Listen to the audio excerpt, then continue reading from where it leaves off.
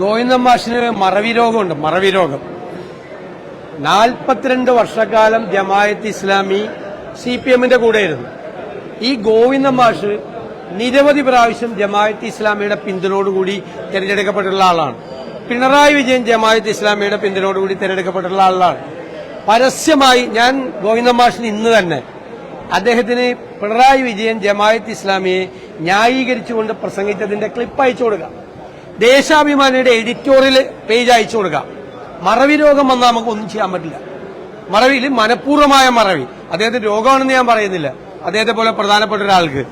പിന്നെ ഇല്ലെങ്കിൽ മറവി ഉള്ളതുപോലെ അഭിനയിക്കുക ഏതൊക്കെ പറയാം. ഇതൊക്കെ കേരളത്തിലെ എല്ലാ രാഷ്ട്രീയ പ്രബുദ്ധമായ കേരളത്തിലെ എല്ലാവരുടെയും മനസ്സിലുള്ള കാര്യമാണ്. 42 വർഷക്കാലം തോളയിൽ വെച്ചുകൊണ്ട് നടന്നാണ് ജമാഅത്ത് ഇസ്ലാമി. അന്ന് അവരിതെല്ലാം പറഞ്ഞാണ്. അന്ന് അവർക്ക് ഒരു കുഴപ്പമുണ്ടായില്ല. അന്ന് അവരെ പറ്റി ന്യായീകരിച്ചുകൊണ്ട് പിണറായി വിജയൻ പറഞ്ഞ സ്റ്റേറ്റ്മെന്റ് ഇപ്പൊ ഉണ്ടല്ലോ, അല്ലെ? സർക്കുലേഷനിലുണ്ടല്ലോ. ദേശാഭിമാനി എഡിറ്റോറിയൽ എഴുതിയത് സർക്കുലേഷനിലുണ്ടല്ലോ. ഈ നേതാക്കളെല്ലാം പരസ്യമായി വേദി പങ്കിട്ടതുണ്ടല്ലോ. അവരുടെ പരസ്പരം സന്ദർശിച്ചതിന്റെ കാര്യങ്ങളെല്ലാം ഉണ്ടല്ലോ.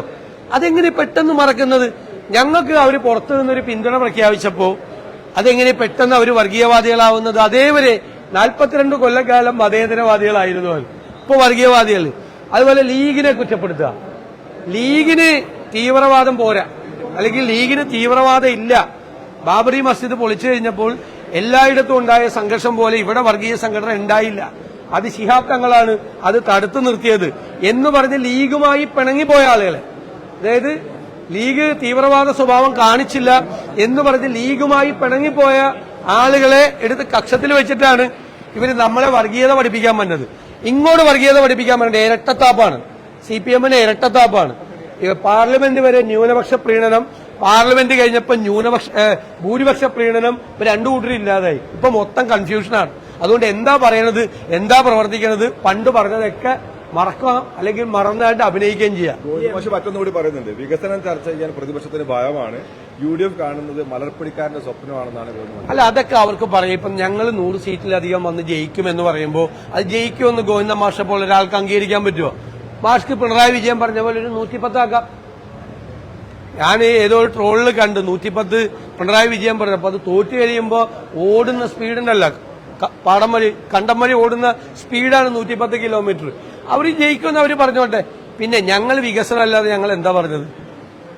ഞങ്ങൾ എന്താണ്? പുതുയുഗ യാത്ര എന്ന് പറഞ്ഞാൽ കേരളത്തിന്റെ ചരിത്രത്തിൽ ആദ്യമായി കേരളത്തിന്റെ ഭാവിയെക്കുറിച്ചും കേരളത്തിലെ പുത്തൻ പദ്ധതികളെക്കുറിച്ചും ചർച്ച ചെയ്യുന്ന അത് 30 ദിവസം കഴിയുമ്പോൾ അത് മനസ്സിലായിക്കോളും. അദ്ദേഹത്തിന് എന്തെങ്കിലും കുറവ്, അദ്ദേഹം ഞങ്ങളുടെ യാത്രയെ ശ്രദ്ധിക്കുന്നുണ്ടെന്നും യാത്രയിലെ ചർച്ചകൾ എന്തെല്ലാം ആയിരിക്കണമെന്നും അദ്ദേഹം നൽകുന്ന ഉപദേശം കൂടി ഞങ്ങൾ സ്വീകരിക്കാം. സമസ്തയുടെ 100ാം വാർഷിക സമ്മേളനത്തിൽ ജമാഅത്തെ ഇസ്ലാമി മതരാഷ്ട്രവാദം ഉയർത്തിപ്പിടിക്കുന്നു, മുസ്ലിം യുവാക്കളെ വഴിതിരിച്ചുവിടാൻ. അത് അവർക്കെല്ലാം അവരുടെ സംഘടനകൾക്കെല്ലാം അവരുടെ അഭിപ്രായം പറയാനുള്ള സ്വാതന്ത്ര്യം അവർക്കുണ്ട്. അതിലൊക്കെ ഞങ്ങൾ എന്തിനാ ഇടപെടണം?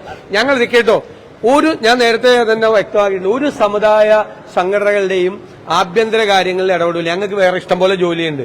അവർക്കൊക്കെ പരസ്പരം ഫൈറ്റ് ചെയ്യാം, പരസ്പരം പരിചാരം, അല്ലെങ്കിൽ അവര് ഒരുമിച്ച് ചേരാം. എല്ലാവരും ഒരുമിച്ച് നടക്കണമെന്നാണ് ഞങ്ങളുടെ ആഗ്രഹം.